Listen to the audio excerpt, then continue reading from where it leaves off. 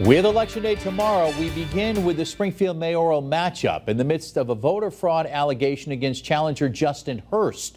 Welcome, everyone, to Western Mass News at 6. I'm Chris Pisano. And I'm Abby Carnevale. Both Hurst and current Mayor Dominic Sarno addressing these claims ahead of Election Night on Tuesday. Western Mass News reporter Glenn Kittle joins us live in studio after catching up with both candidates today, who shared their messages to voters ahead of tomorrow. Glenn? Yeah, Chris, Abby, both candidates have strong feelings on the voter fraud allegations that were reported just days before Tuesday's election. Justin Hurst is flat out denying his campaign committed any wrongdoing. Meanwhile, Sarno is urging investigators to get to the bottom of what's unfolded during the final weekend of early voting in Springfield. Get out and vote. If you vote, we will win. We have a good story that has been told, proven track record, been battle tested.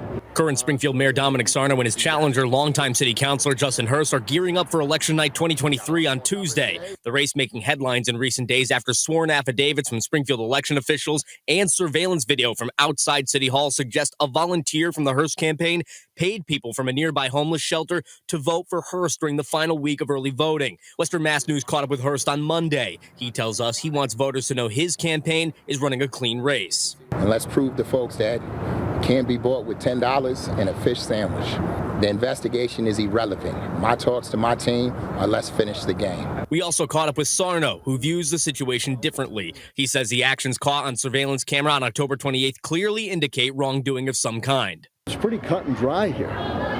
You have video, you have affidavits of what occurred here.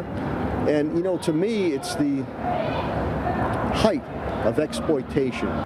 An investigation into the events that unfolded is currently underway. Secretary of the Commonwealth William Galvin suggesting the investigation could lead to criminal charges. Well, there's no update at this point.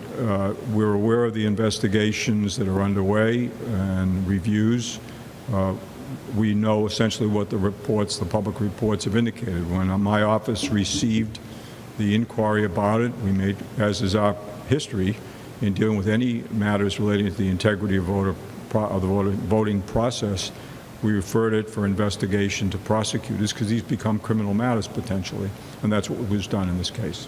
Springfield Election Commissioner Gladys Oyola Lopez tells us they've received over 900 early votes between ballots cast at Springfield City Hall and the Greenleaf Community Center. We asked both candidates what they would like to see done about any votes in question as the investigation moves forward. Every vote will count. Trust me when I tell you. Now let the legal authorities move forward on it, and we'll go from there.